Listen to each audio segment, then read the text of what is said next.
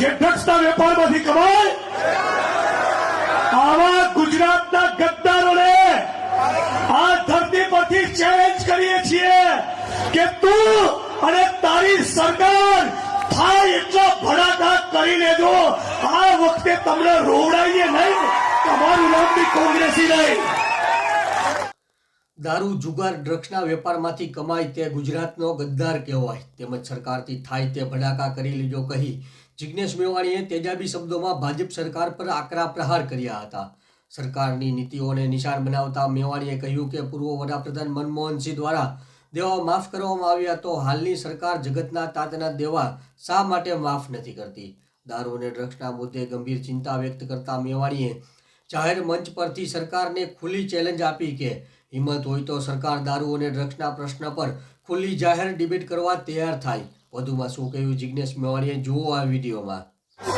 અને છાતી ખોલીને ચાણસ્માની બજારમાં ઉભારો અને કા સંઘ પરિવારના લોકોએ ભારત ભૂમિ સાથે સ્વતંત્રતાના આંદોલનમાં ગદ્દારી કરી હતી અને કોંગ્રેસ પાર્ટી હતી જેના સિપાહીઓએ છાતી પર ગોળી ખાધી હતી અને હસતા હસતા જેલની કારાવાસ અને જેલની યાત્રાઓ ભોગવી હતી. આ ચાણસ્માની બજારમાં છાતી ખોલીને કહો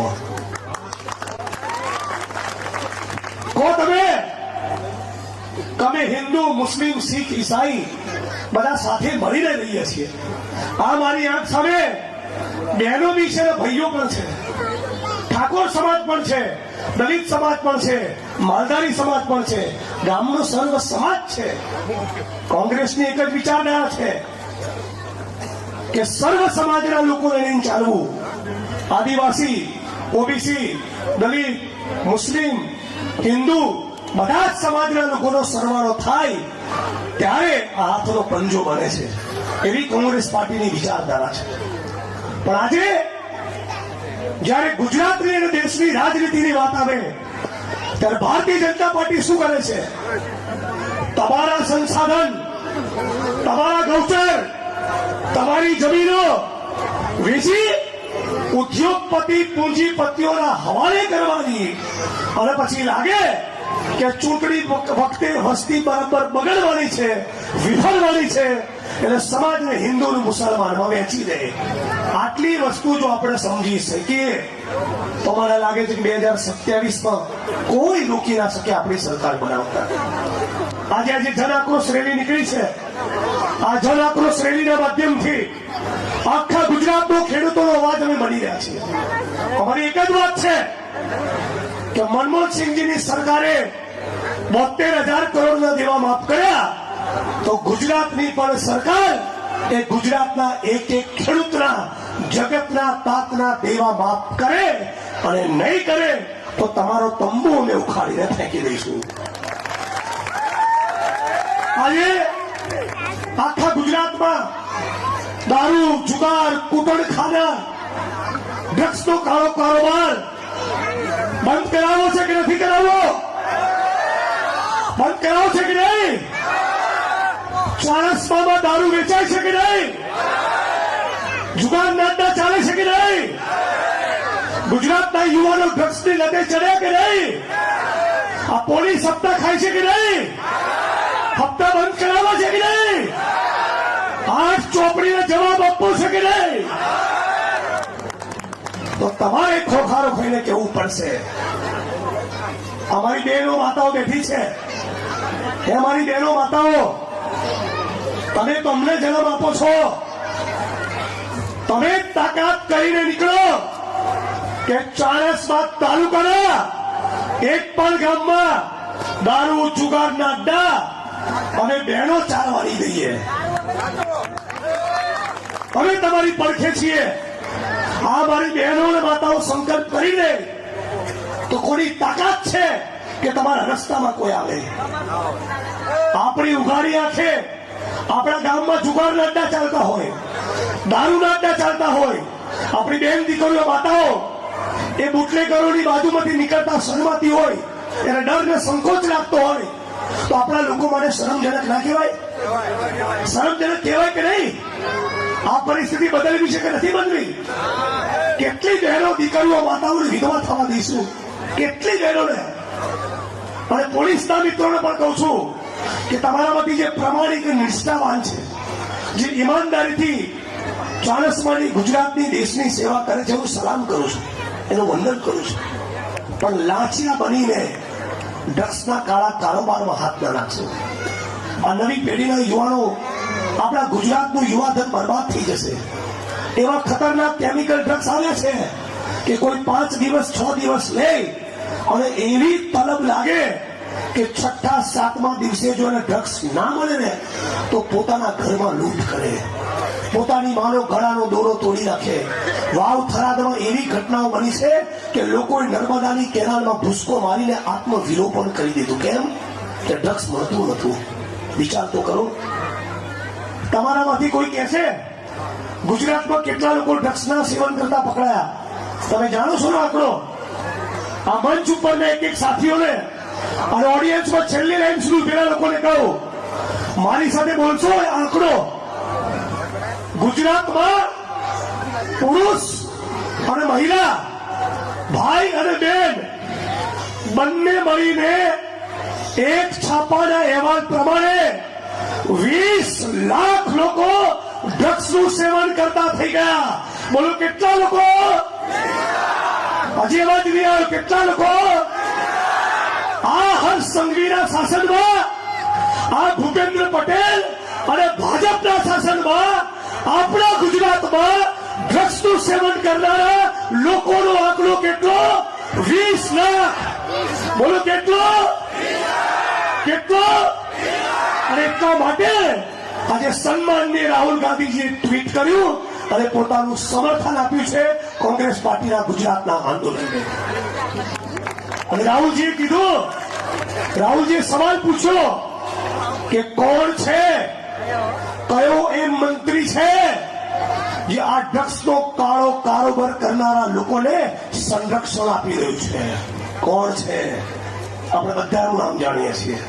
હું સવાલ પૂછવા માંગુ છું, તમે મને કહો કે જે મંત્રી કુટલખાના, જુગારના અડ્ડા, દારૂના અડ્ડા અને યુવા પેઢીને બરબાદ કરનારા ડ્રગ્સના વેપારમાંથી કમાતો હોય એને ભારત ભૂમિનો, આ ગુજરાતની ધરતીનો ગદ્દાર કહેવાય કે નહીં?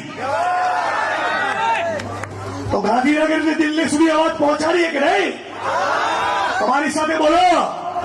જે ડ્રગ્સના વેપારમાંથી કમાય એ ગુજરાતનો ગદ્દાર કહેવાય. જે ડ્રગ્સના વેપારમાંથી કમાય, જે ડ્રગ્સના વેપારમાંથી કમાય, જે જોરથી તાકાતથી એક એક મંચ ઉપરથી બધા બોલો. જે ડ્રગ્સના વેપારમાંથી કમાય, જે ડ્રગ્સના વેપારમાંથી કમાય, આવા ગુજરાતના ગદ્દારોને આ ધરતી પરથી ચેલેન્જ કરીએ છીએ કે તું અને તારી સરકાર થાય એટલા ભડાકા કરી લેજો. આ વખતે તમને રોવડાઈએ નહીં. તમારું નામ બી કોંગ્રેસી નહીં. બહુ રાહુલ ગાંધી વિશે ગંદુ બોલ્યા, બહુ સોનિયાજીનું અપમાન કર્યું. 50 लाख की गर्लफ्रेंड, कांग्रेस की विधवा, जर्सी गाय. हमने मारा અને આપ પાર્ટીના એક નેતા વિશે બહુ ગંદા શબ્દોનો પ્રયોગ કર્યો અને અમને સંસ્કાર બતાવવા નીકળ્યા છો. અરે ચરિત્રહીન લંપટો, તમારા નેતાઓનો તો વિડીયો એવો જાહેર થાય તો કે છડે ચોક બજારમાં એક મહિલાની છાતી પર હાથ નાખતા હતા. હમણાં 2-4 મહિના પહેલા વિડીયો તમે જોયો હશે. આવા નાલાયકો છો તમે. અને તમને બધા મિત્રોને કહું, અંદર ખાને આ ભાજપ વાળા 1 નંબરના ફાટડિયા છો. હાલ ફાટડિયા. તમે ફેસબુકમાં 2 લીટી લખો ને એટલે ભાગી જાય. કેમ? એનો બાપે અંગ્રેજોની સામે લડવામાં નતો. લડતા હતા આ કોંગ્રેસ પાર્ટીના સિપાહીઓ. મૌલાના આઝાદ 8 વર્ષ જેલમાં રહ્યા. પંડિત જવાહરલાલ નહેરુ 12 વર્ષ જેલ પર રહ્યા. 23 વર્ષની ઉંમરે શહીદ આઝમ ભગતસિંહે બલિદાન આપ્યું. બાબા સાહેબ આંબેડકરે સંવિધાન લખ્યું. કાળા પાણીની લોકોએ સજા ભોગવી. અંડમાન નિકોબારની જેલમાં ગયા. કોંગ્રેસના સિપાહીઓ એ જમાનામાં છાતી પર ગોળીને પીઠમાં દંડા ખાધા. ભાજપનો જન્મ જે સંઘમાંથી થયો એની તો કોઈ દાડો ઓકાત હતી જ નહીં. તો આમની સામે ડરવાનું હોય? મને અહીંથી પાલનપુરથી 2,500 કિલોમીટર દૂર આસામની જેલમાં મોકલ્યો હતો. 900 ગ્રામ વજન વધ્યું બહાર આવ્યો ત્યારે. આસામ પોલીસે ધરપકડ કરી ત્યારનો વિડીયો કાઢજો અને બહાર એક પ્રેસ કોન્ફરન્સ કરી ત્યારનો વિડીયો કાઢજો. ગાલ ફર્સ્ટ ક્લાસ લાલ થઈ ગયા તમારા. તો એફઆઈઆર તો થાય, પોલીસ આવે, દંડો પડે, ધરપકડ થાય અને એ છતાં લડે. એનું નામ ભડવીર, એનું નામ ક્રાંતિકારી, એનું નામ ઇન્કલાબી અને એનું નામ સાચો રાહુલ ગાંધીનો સિપાહી. અને કોંગ્રેસ પાર્ટીના સિપાહીઓને પણ કહું છું, આ વિડીયો ગુજરાતના ખૂણે ખૂણે તમારા સુધી પણ પહોંચશે. તાલુકા જિલ્લા પંચાયતની ચૂંટણી આવે છે, બરાબર મુઠ્ઠી તાળી દો. એક એક મોહલ્લામાં જાઓ, એક એક શેરી શેરીમાં જાઓ, યુવાનોને તૈયાર કરો. બહેનો અને માતાઓને કહો કે નવી પેઢીના યુવાનોને આપણે બરબાદ નથી કરવા. બેન, તમે કલ્પના કરો, મારી બાવળીઓ 72,000 કરોડનું ડ્રગ્સ એ દરિયાકાંઠા ઉપરથી પકડાયું. કેટલું? 72,000 કરોડનું ડ્રગ્સ. આ ડ્રગ્સ એ તમારા ઘરમાં આવી હોત તો આની તમે કલ્પના કરો.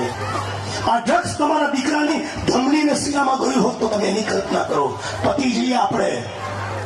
તમે ગામમાં તમારા મોહલ્લામાં કોઈને મોં બતાવવાના લાયક ના રહો. આ ધંધા ચાલુ કરે છે ભાજપ વાળાએ. પણ નાલાયકો આ ધંધા ચાલુ કર્યા છે. ખુલ્લેઆમ રાજસ્થાનમાંથી દારૂ આવે, બુટલેગર ને પોલીસ વાળાના વોટ્સઅપ ગ્રુપ હોય. એક પોલીસ અધિકારી બીજા પોલીસ અધિકારી વાળાને કહે કે રસ્તા ક્રોસ કર્યું, હવે રાધનપુરથી તું જોઈ લેજે. રાધનપુરથી કહે પાટણ ગાડી પહોંચવાઈ, હવે તું જોઈ લેજે. પાટણથી વડાઈ કઈ બાજુ તો બેસાડ કે ઉભી રાખજે, ત્યાંથી કટિંગ કરવાનું છે. કેમ? ડીવાયએસપી નો હપ્તો સેટ થયેલો છે. સાચું ખોટું? એટલે 20% કમાઈ બિચારા પેલા ગરીબ નાના પોલીસ કર્મચારીઓ અને મંત્રીઓ અને આઈપીએસ અધિકારીઓ કમાય 80%. આ 80% ચોરોની સામેની અમારી લડાઈ છે. પોલીસની એક ટીમ છે, સ્ટેટ મોનિટરિંગ સેલ. બહુ ફાંકા મારે એ લોકો બી, પણ સસ્પેન્ડ કોને કરે? કોન્સ્ટેબલ, હેડ કોન્સ્ટેબલ, પીએસઆઈ ને પીઆઈ. ઉપર તાકાત નથી. ઉપર એમના જે ભાઈબંધો બેઠા છે એની જોડે ઘણી સેટ થયેલું છે. એટલે આ આઈપીએસ અધિકારીઓની વિકટ પાડો તો તમે ખરા. અને પેલા 8 ચોપડીની એને તો કહી દઉં, ગુજરાતની જનતા તમને બરાબર ઓળખી ગઈ છે. મેં કાલે કાકો સીધી ચેલેન્જ આપી હતી કે તમારામાં પાણી હોય તો આવી જાઓ મારી સામે, ખુલ્લેઆમ જાહેરમાં ડિબેટ કરીએ.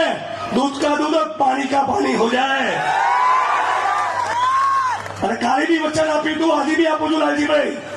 8 ચોપડીને 9માના પાઠ્યપુસ્તકનો કોઈ સવાલ નહીં પૂછ્યું. 8મા સુધીનો સવાલ એ તમને બધા ઓળખી ગયા છે. તમે જાગી જાઓ. ખેડૂતો, માલધારીઓ, પશુપાલકો, ખેતમજૂરો, આદિવાસી, ઓબીસી, દલિત, મહિલાઓ, બેરોજગાર યુવાનો, ફિક્સ પગાર આઉટસોર્સિંગ કોન્ટ્રાક્ટના કર્મચારીઓ સાથે મળીને સર્વ સમાજની એકતા કરીએ. પટેલ ને કોળી ને ઠાકોર ને દલિત ભૂલીને ગુજરાતી બની જઈએ, ભારતવાસી બની જઈએ તો ચોક્કસ 2027ની ચૂંટણીમાં તાલુકા જિલ્લા પંચાયતમાં આપણો ભવ્ય વિજય થશે. અને ભગતસિંહ અને બાબા સાહેબ આંબેડકરના સપનાનું ભારત બનાવવા અમે પ્રવૃત્ત થઈશું. એ વાત સાથે મારી વિનયવાણીને વિરામ આપું છું. આ તમામ લોકોનો ખૂબ ખૂબ આભાર. મારી સાથે એક નારો લગાવજો. હું કહીશ લડેંગે. તમે 2 હાથ ઊંચા કરીને છેલ્લી લાઈન સુધી કહેજો, જીતેંગે, લડેંગે, લડેંગે, लड़ेंगे. इंकलाब, इंकलाब, इंकलाब. ये धरती अपने आप की, नहीं किसी के बाप की. लड़ेंगे, जीतेंगे. जय भीम, जय भारत, जय संविधान, जय कांग्रेस, जय जन आक्रोश रैली.